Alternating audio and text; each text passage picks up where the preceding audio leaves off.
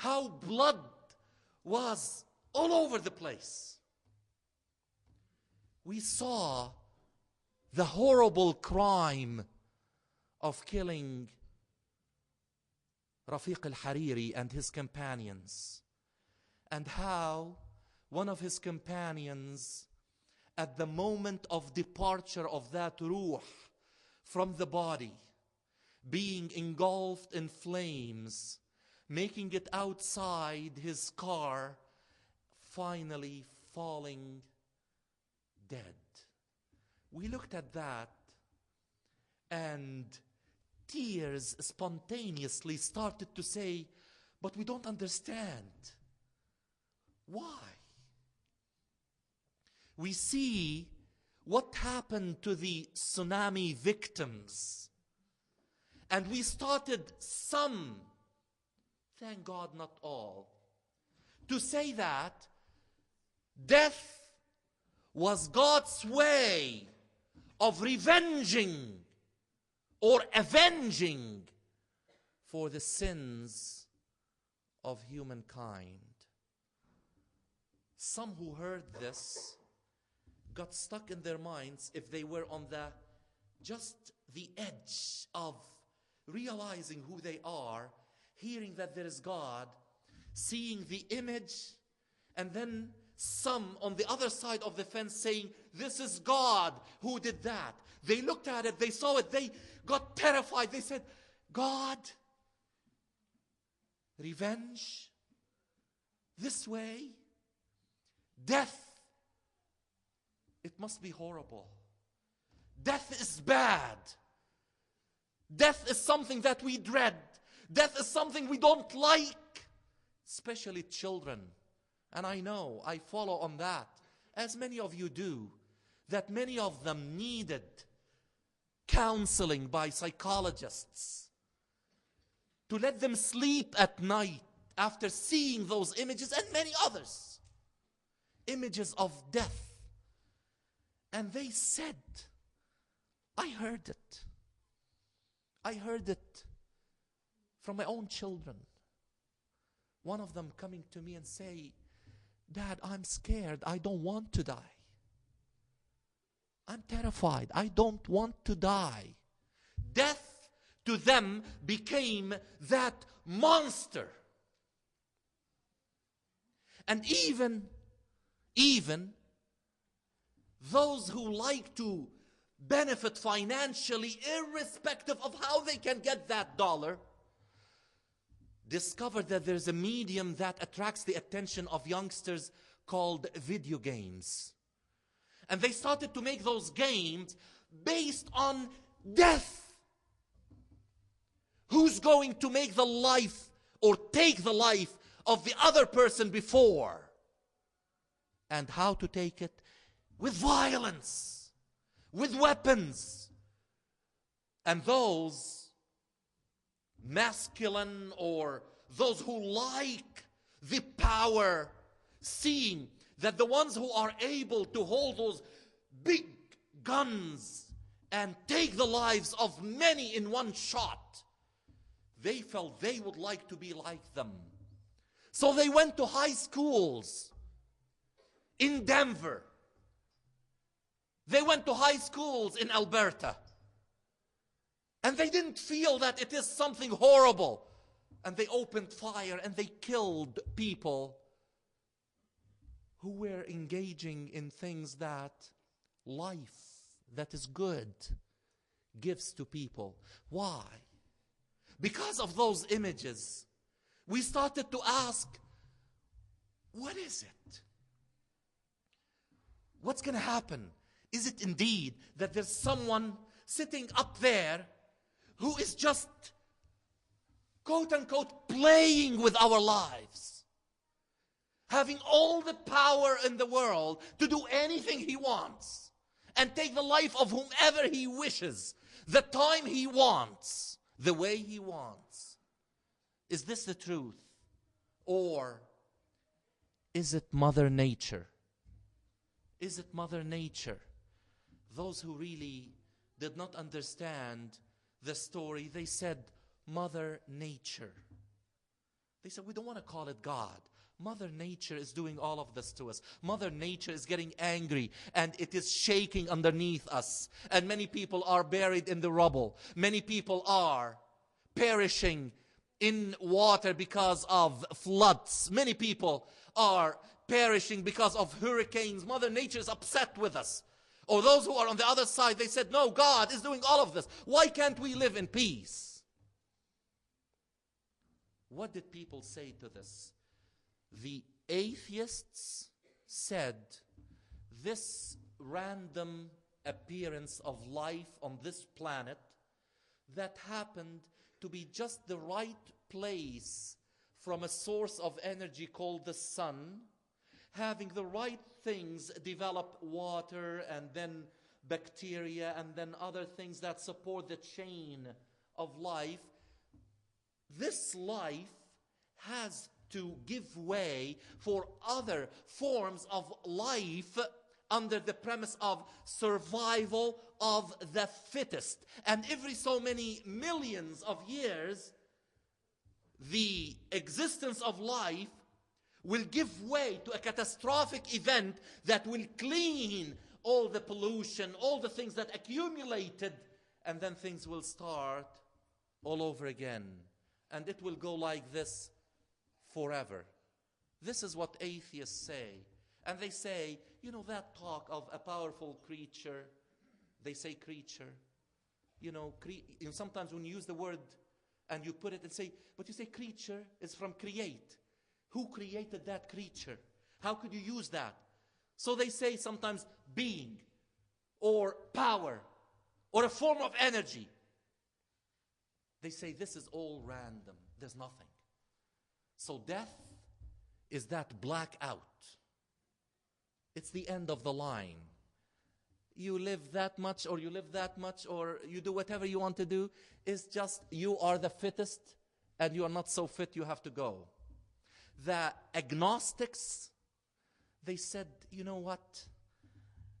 Our brain just does not let us believe that it is nothing. There has to be something, but we really don't know. At the same time, we cannot accept the argument that there is a God because we don't have enough evidence. We don't have enough sensical material that we can build upon. So we are not so sure. These are the agnostics. They say we don't know. Prove it. These are agnostics. These are skeptics. And then there are people who have faith in something, and they gave different interpretations. Let's take, for example, some African religions. And there are many African, Central Australian, South American religions that are based on their physical existence in their surroundings. And there are common elements to them. And there are two major ways of looking at life after death. And to them, they said that the hereafter, once you die, there is a world quite far that the spirit has to travel to. But there are many dangers on the way to get to that world. And that is why many of them bury with the body food and weapons. Food for the long journey and weapons to help that spirit reach that other world safely and live in it. Now, another division of those African religions says that death is a mystery, but it's a source of extracting wisdom from the dead. What they do, for example, children will make an altar for their parents at home, and they keep providing that altar with food, and they light candle. When you see, that tradition of lighting candles, it originated with the African religions. And they say that those who recently died are the source of wisdom. And there is a person who is more learned than the others who will communicate with the dead and will bring them the answer from the dead life or from the hereafter, because of the wisdom that they are exuding. And the longer they are dead, the less wise they become. So the altars, after a few generations, are removed and new ones are made for those who recently died. And things continue. This is how people who are in our dictionaries primitive people, they looked at it and they even found that it is necessary to find an explanation. See, this is why I said at the beginning that nothing in human existence attracted the attention of humans and caused so much difference as the question of life and death. Otherwise, those primitive people would have said, somebody died, they will just either burn it or leave it for the beasts to eat it or bury it or do something with it without thinking about it. Don't we call them primitive? Primitive because we think that those who don't do likewise are not that good. That is why the arrogance, the global arrogance today is that we say the developed, the developing, and the underdeveloped worlds. We divide this world according to what we believe is right. Our culture and no other culture. Clash of civilizations. Clash of the way we look at things. We always like to undermine others. This is human nature. But this is not right. Now, we look at Buddhists. How do Buddhists view the journey of life and death, the cycle of life and death? There is something that Buddhists call nirvana.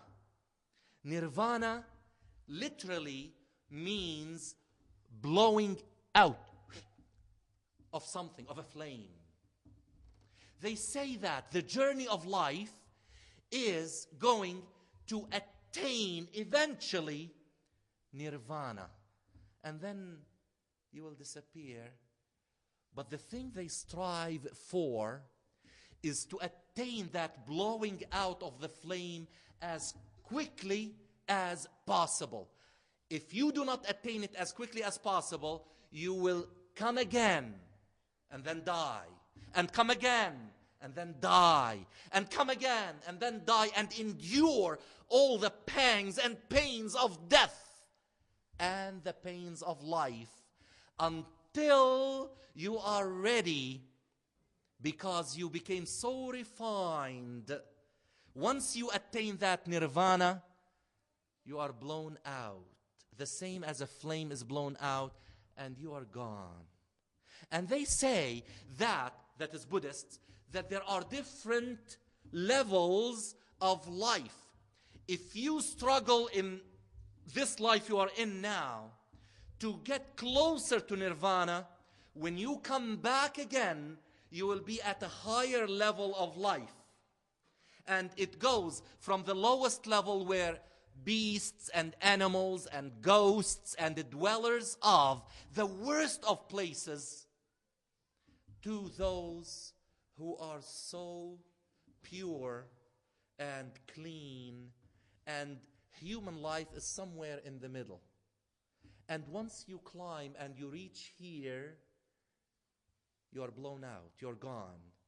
And they do not believe that by reading and understanding the teachings of Buddha, you attain nirvana. No, you've got to attain nirvana, according to Buddhists, by becoming one and the same with reality.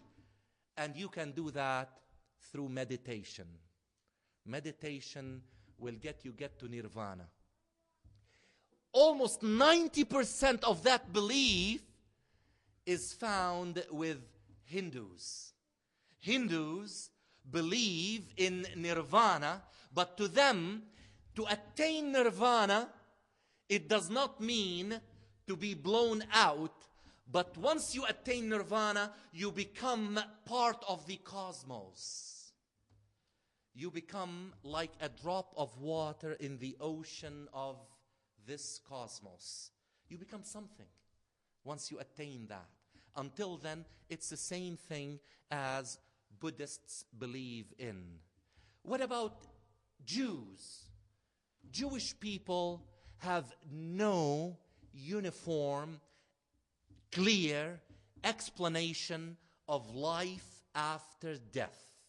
There's so much disagreement to the extent that it is totally dismissed that as long as you spend a life in the study of the Torah, you leave the worry of what's going to happen to you after death to God, because we don't know what it is. Actually, there is only one verse in the Torah that talks about life after death. Just one. It is in the book of Daniel, chapter 12, verse 2, which says, "And many of them that sleep in the dust of the earth shall awake, some to everlasting life, and some to shame and everlasting contempt." No detail. So they leave it and they don't talk about it. What about the Christians? How do they look at life? And there are two schools. One, the conservative and the fundamentalist, that has a literal view of heaven and hell. And they believe in the literal description of heaven and hell, and they stress that those who will attain the salvation and go to heaven are only the Christians. Everyone else is doomed for life in eternity in hell. This is the fundamental view of what's going to happen. There is heaven and there is hell. However, in the 18th and 19th century, there was a school of Christian theologians who started to believe in scientific revelation, and as long as it agrees with the scriptural revelation, they accepted the scriptural revelation. Otherwise, they stressed symbolism.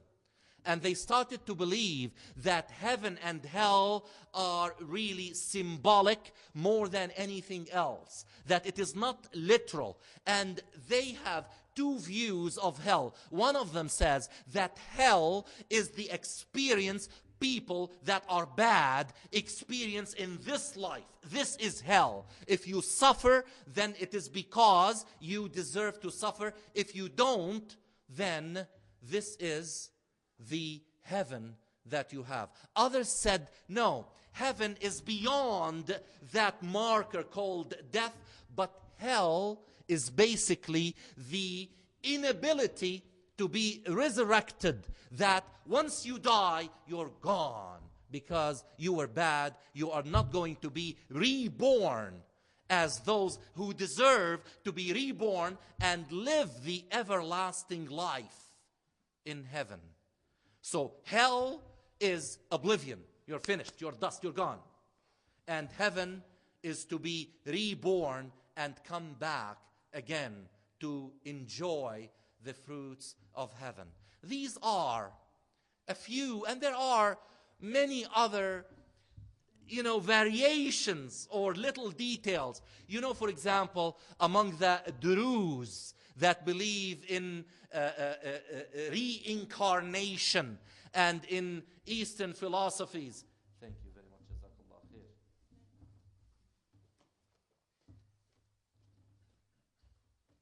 That there are elements. We know that, Kamal Jumblat used to really draw a lot from Hindu scriptures, and he was quite interested in Hindu philosophy. And he would go there quite often. And we know that the Druze believe in reincarnation and in the attainment. Actually, as a child, I used to hear Kamal Jumblat say it, and I used to read, say nirvana. And I wouldn't understand, what is nirvana? Okay, but this is exactly what it is. And cultures borrow from each other. Now, what do Muslims believe in? This is what the series is all about. And again, it's a very serious matter. It's a matter of life and death. And this is the title of our presentation of our series, a matter of life and death. What do we believe in? Do we borrow from other cultures? Do we base our belief in life and death on the Quran? Do we base it on the Sunnah? Do we base it on both? Do we base it on interpretation of the scholars of Islam? As we've seen, and by the way, I've been fascinated by this topic, and for more than 20 years, I've heard every tape, I've read every book I could get. Whenever someone will say, I have a new book about Ad-Dar al-Akhirah, about Al-Tadhkirah, about Al-Ruh, about, all of these big books that were written by scholars, I would find that if you will sift through the different sources, there are certain things that others dismissed. I am not qualified to dismiss anything. But I am given that faculty from Allah subhanahu wa ta'ala to pursue the knowledge that will allow me to base my understanding on the commonality of those scholars who are qualified, who drew from the authentic sources. And that will allow the person to say, you know what? This was mentioned in this book, but it doesn't have that many supporters. And if you cast this statement on the reality that we are not necessarily asked to dismiss altogether, we should really put this aside. Islam is not a religion of fairy tales. Islam is not a religion that really makes us make statements that are not necessarily accepted by our faculties that were created by Allah subhanahu wa ta'ala. However, and this is very important for all of us, before we continue in this series, to avoid the trap, and it is a real trap, that many people, as we proceed in this series, I would keep on warning myself and you to please be careful. Don't be trapped in the real possibility that you will tend to project everything on your intellectual ability. If it does not get accepted by your intellect, you dismiss it. Because if we will force an experience that is outside our human dimensions to that human created dimension, which is aql, which is intellect, we won't be able to understand. It's as simple as that. It just cannot be possible, because we were created with limited faculty, with limited ability. Now, to bring something outside our domain and say, no, we've got to make it fit inside here. Now, if you have, let's say this hall, the fire department tells us can take 400 people. No, we want to fit 4,000 people in it. It just doesn't work. You may keep on having people stand side until a point where there's absolutely no room. You can't do it. It does not fit. And the same thing for our intellectual capacity that Allah subhanahu wa ta'ala described in the Quran, وَفَوْقَ كُلِّ ذِي عِلْمٍ عَلِيمٍ. Above every level of knowledge, there is someone who has more knowledge. So don't get your knowledge to be a source of your arrogance. I got it all. I know everything now. Someone comes to you with, no, you don't have to. Really, I know everything. You don't know that. This is not right. So we've got to be open and understand. And some of the statements, if we find it in the Quran, and we believe in the Quran, we've got to believe in it and say, we couldn't understand it. But then somebody will say, but this is defeating the purpose of this series. Didn't you say in the beginning that we are gathered here in order to ask questions and understand everything? I say, yes, we've got to ask all the questions. But we've got to summon all the things that are within our human experience, accept them, and then things that are beyond, we've got to say, we take it because we established the truth in the source that all of these things, the ones that met the standards of our intellect and the other, because we believed in the source. The same as Abu Bakr as-Siddiq. They came to him and they said, see, we told you, we were waiting for this moment. Your friend who you believe in, he claimed that last night he went